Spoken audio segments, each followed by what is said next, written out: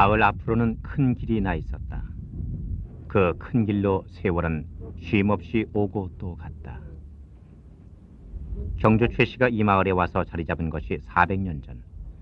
여전히 그 터에 남아 자기 삶의 애환을 함께 뿌리고 거두는 이들이 있으니 대대로 이어내려온 한성바지 마을이 이곳 이졸이었다. 매년 2차례 이졸이의 후손들은 문중의 부름을 받는다고 한다. 그 부름을 받을 수 있다는 것은 또 얼마나 뿌리 깊은가. 마을에 이 평조가 심었다는 괴목나무 아래 모처럼 후손들의 마음이 애틋하기만 하다.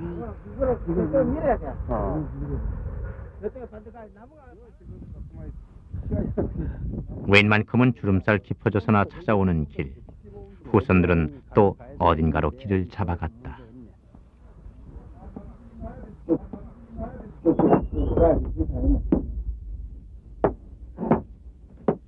숭열사, 이평조의 위패를 모신 사당이다. 조선조의 청백리로 흔히 자마선생이라 불리는 정무공 최진입. 그 앞에 후손들이 간략한 예를 갖춘다. 갑작스런 문중회의 소집으로 모인 이 후손들을 자마선생은 또 예정에도 없이 맞이했던 것이다.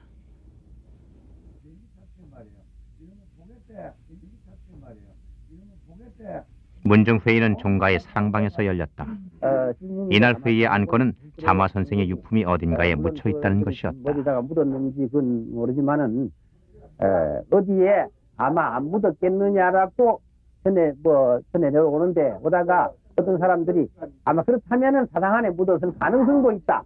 이래서 그것이 막 사당 안으로 굳어졌는지 그것도 사실. 떠도는 말조차 후손들은 외면할 길이 없다. 조상의 유품을 찾는 일에 어찌 소홀함이 있겠는가. 후손들의 얘기가 두런두런 깊어갔다.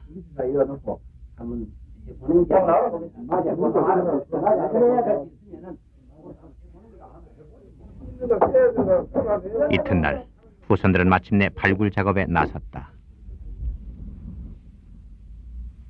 그런데 태길이 잘못됐던가 아침부터 비가 내리고 있었다. 후손들은 먼저 조상의 위패를 안전한 곳으로 옮기는 데 마음을 썼다.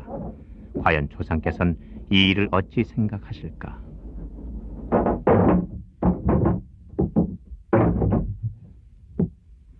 사실 이런 일은 온당한 일이 아니었다. 그러나 그 어딘가에 유품을 숨겨야 했다면 선조께서는 오히려 이런 광경을 기다리지는 않으셨을까? 칼하고 갑옷하고 이런 이유들이 많이 있었는데 그래서 조상분들이 이 얘기하기를 그냥 놔둬놓으면 이거 아마 일본 놈들이 이제 뺏길 것다. 그래가지고 이 사당 안에다가 그래 묻자고 했답니다. 그래서 사당 안에만 묻었다는 것만 전해 내려오고 있어요. 이제 우리 정조부 때 하시는 그런 거예요. 종손에서 종손으로 그리고 다시 종손에게 이런 얘기는 400년을 내려왔다. 허나 사당이 함부로 손댈 수는 없었다. 나라와 유림에서 영원토록 제사를 받들라고 허락한 불천 위의 사당이 아니었던가. 그리하여 선조가 묻었다는 유품은 400여 년 동안이나 이 땅에 잠들어 있었던 것이다.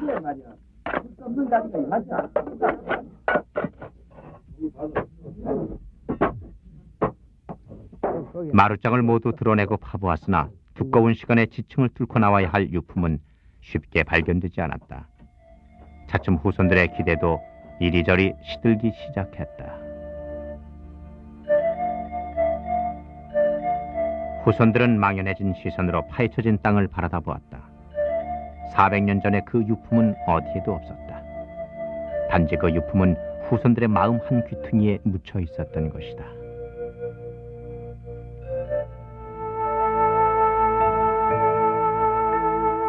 (2000년) 전 돌산 고호촌이라 불렸던 이곳, 바로 이곳에서 경주 최씨들의 역사는 시작된다.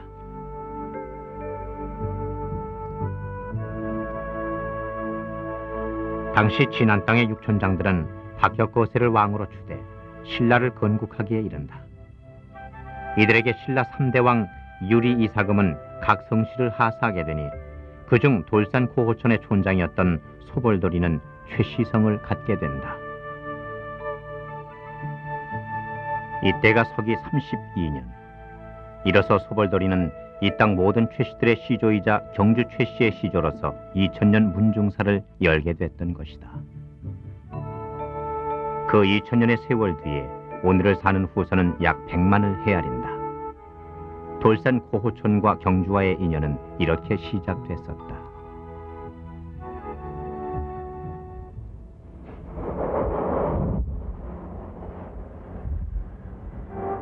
현대와 고대가 공존하는 도시, 그곳이 오늘날의 경주다. 일찍이 유네스코가 지정한 바 세계 10대 유적지의 하나. 도처에 1000년 전의 세월이 흩어져 있어 흔히 노천박물관이라고도 일컬어진다. 이곳 어딘가에는 경주 최씨들의 삶 또한 남아있을 것이다.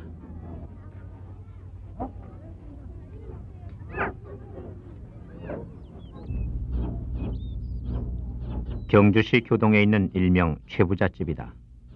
지방문화재로 지정된 경주 최씨 고택으로 99칸 규모. 이 집에서만 10대 진사, 12대 만석군을 배출해냈다고 한다.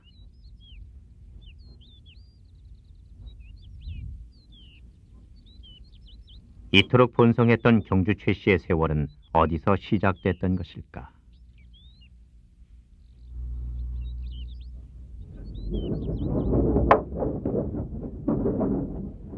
성균관의 봄, 전국의 유림들은 어김없이 한자리에 모인다. 엄연히 시대는 바뀌었으나 그 시대가 남긴 여운만은 여전히 살아있는 것이다.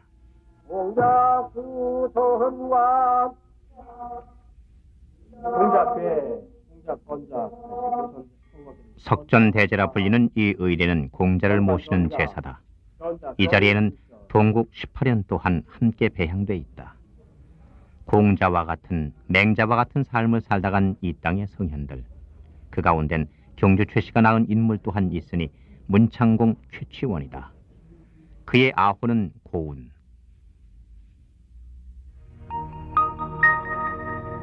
신라의 문학계를 대표하는 최고봉으로 특성시조인 소벌돌이의 24세손.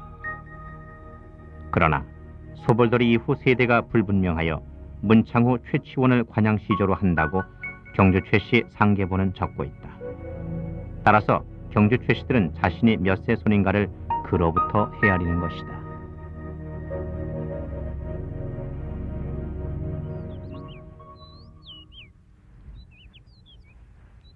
고운이 태어난 때는 신라말, 사량부 곧 지금의 경주시 배반동에 있는 독서당에서였다고 한다. 기록에 전하는 바대로 그가 이곳에서 자랐다면 이 방은 신라 문학의 최고 산실쯤이 된다. 그리고 그가 남긴 수많은 문장들 속엔 또 이런 풍경들이 속속들이 배어 있을 것이다.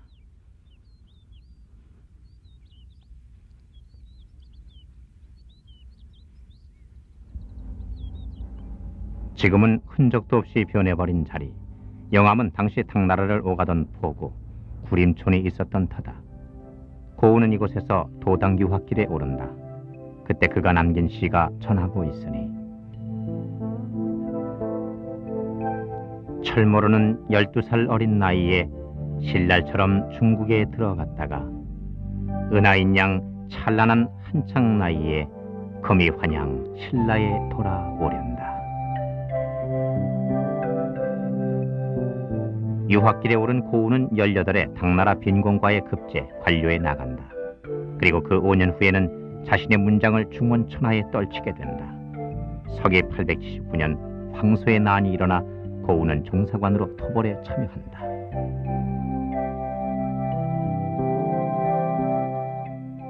반적 황소를 꾸짖는 격황소설을 지어 황소가 이 경문을 읽고 자기도 모르게 의자에서 떨어졌다는 명문장을 남긴 것이다.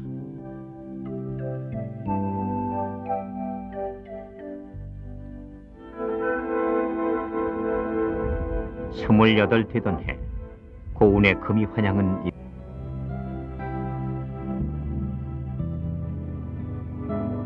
고운은 새로 일어나는 고려를 보며 기울어져가는 조국 신라의 운명을 생각했던 것이다.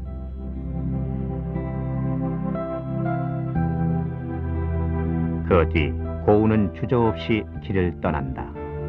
세상을 버린 채, 자기를 버린 채.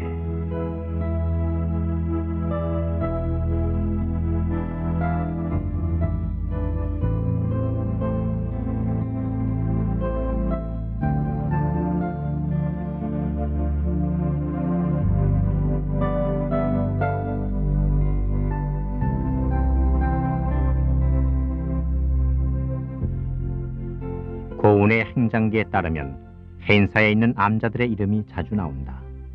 그가 이곳에서 찾고자 했던 것은 무엇이었을까? 단지 자연의 아름다움이었을까?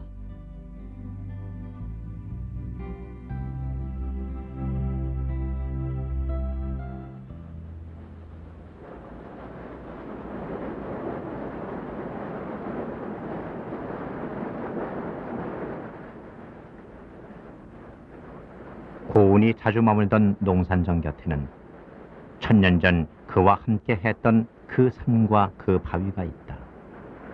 그곳에 그는 자신의 친필 또한 새겨놓았으니 그 신비경에다 이런 시 한 편을 짓는다.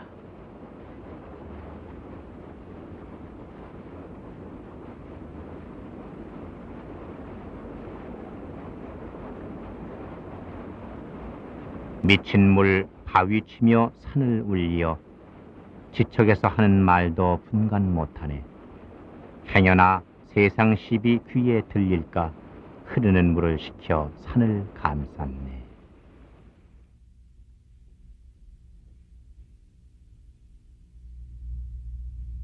시대는 서로 다른 가치관을 강요한다. 그것은 삶이 달라진다는 것을 의미한다. 고려사 속에서 경주 최 씨는 어떻게 변해갔을까? 고려는 태조로부터 성종에 이르기까지 중앙집권 제도를 추진, 강력한 왕권을 확립해 나간다. 그때마다 지방 호족 세력들에게 견제를 받았음은 물론이다. 그런데 고려사 열전 최승로 편을 보면 고려 왕조에 들어 6 임금에게 차례로 중용됐다는 기록이 있다. 그가 그처럼 중용될 수 있었던 이유, 글쎄 그것은 무엇이었을까?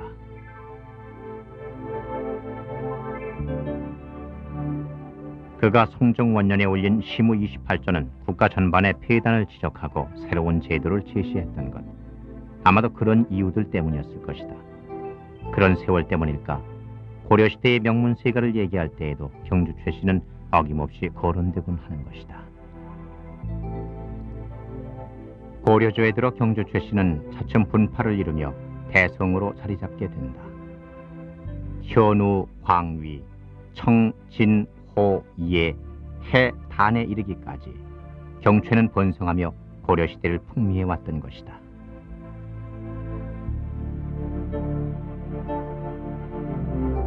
한 성씨를 가늠하는 데는 흔히 문과 급제자 수를 따지고 명문의 척도를 정치적 세력의 성장과 관련시키는 관료적인 조선 사회에서 고려조의 명성을 날린 경최가 의외로 벼슬에 나가지 않은 사람이 많았다. 그러나 명문으로서 경최는 맥을 이어가고 있었다.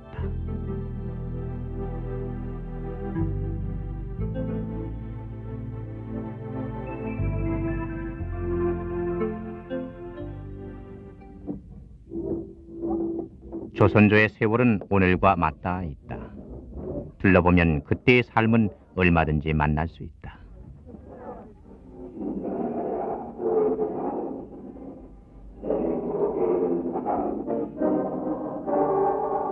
이날은 최재우의 득도 기념일이라고 했다.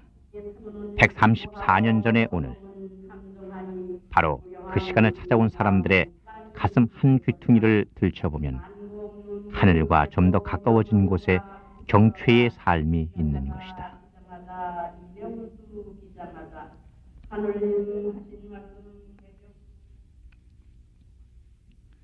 동학의 창시자 최재우의 본명은 복술이라 한다. 그러나 그는 어리석은 세상 사람을 구제한다는 신념에서 스스로를 죄우라 고쳐 불렀다. 왜 그래야만 했을까?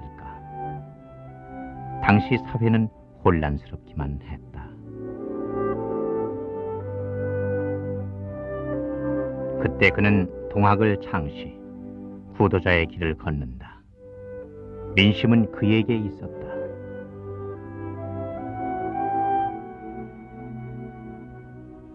그러나 세월과 민심은 얼마나 달리 흘러왔는가. 그래서 동학혁명은 일어났다. 기치는 제포구민과 보국안민, 내세와 현실에 있어 사람보다 더 귀한 것은 없다 했다. 그것이 동학의 이념이었으니.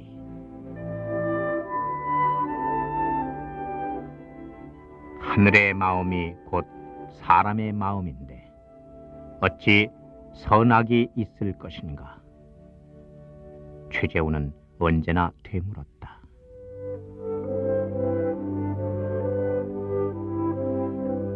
그러나 그가 그토록 이루고자 했던 사람이 곧 하늘인 세상은 오늘 어디에 있는가?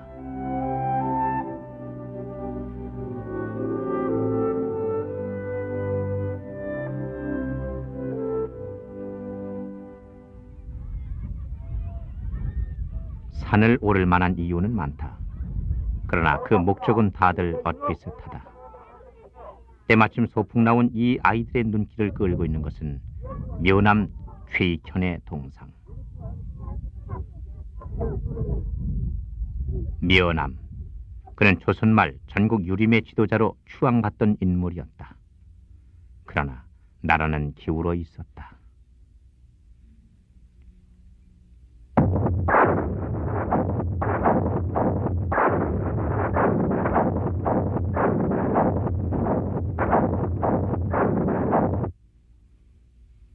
양요를 거치며 구군은 날로 기울어 갔다. 강화도 조약과 을사 조약이 체결되고 나라를 잃기까지 면함의 삶은 조선조와 운명을 같이 했던 것이다.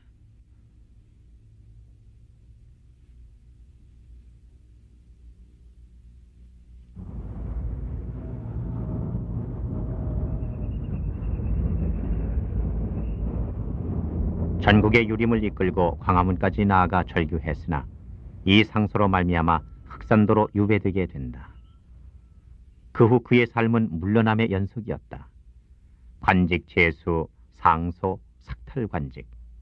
그의 생애는 그렇게 이어졌고 반복됐다.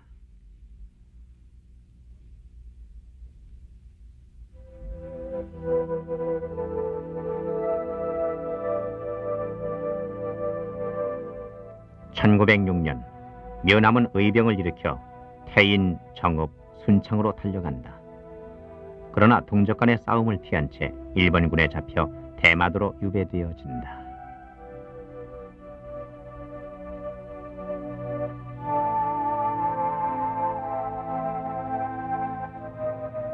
일본에서 묘남은 곡기부터 일체 끊었다.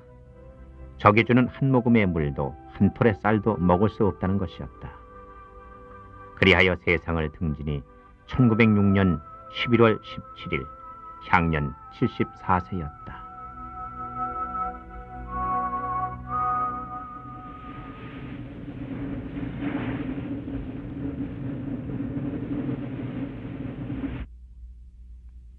멀고도 가까운 현해탄의 대마도, 곡절 많았던 한일 관계사가 수없이 거쳐갔던 곳.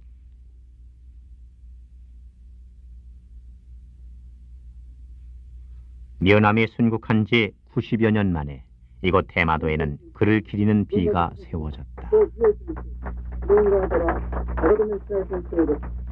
이 입장에서 목숨을 잃으셨다면 오늘 이 현장에서 그분의 생명이 뜻깊게 수생하시는 이 묘남은 임종하기 전에도 상소를 올렸었다. 이른바 유소. 조선조의 국권 회복을 비는 내용이었다. 오늘 그의 상소는 이루어졌다. 그러나 그가 살다 간 삶은 어떻게 돌이킬 수 있을 것인가?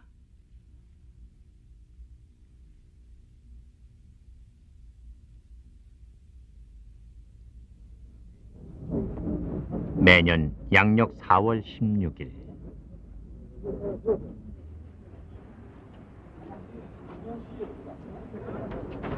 예대로 후손들은 모두 의관을 정제하고 시조의 영전에 분향을 올릴 준비에 바쁜 것이다. 대대로 이어내려오는 경주 최씨 문중의 법도 그것은 아직 이렇게 살아있다.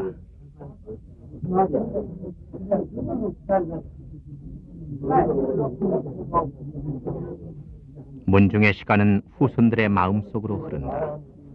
이렇게 모일 수 있을 때 문중사는 까마득한 나이에 또 한 살을 보태는 것이다. 그리하여 문중사의 뿌리는 더욱 굵어지고 깊어질 것이다.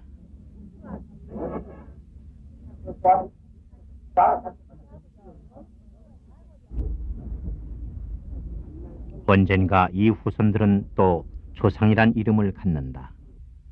그 언젠가 이들의 후손들이 오늘처럼 찾아와 자신의 뿌리를 확인하려 할 때 경주 최씨 문중사는 또 한 번 꼽힐 수 있다. 그러나 때로 전통이란 빠져나가고 싶은 세계다. 시조를 기리는 마음이 언제까지나 오늘 같을 수 있을지 그것은 아무도 답할 수 없다. 그래서 오늘의 문중사는 더욱 값진 것이 아니겠는가.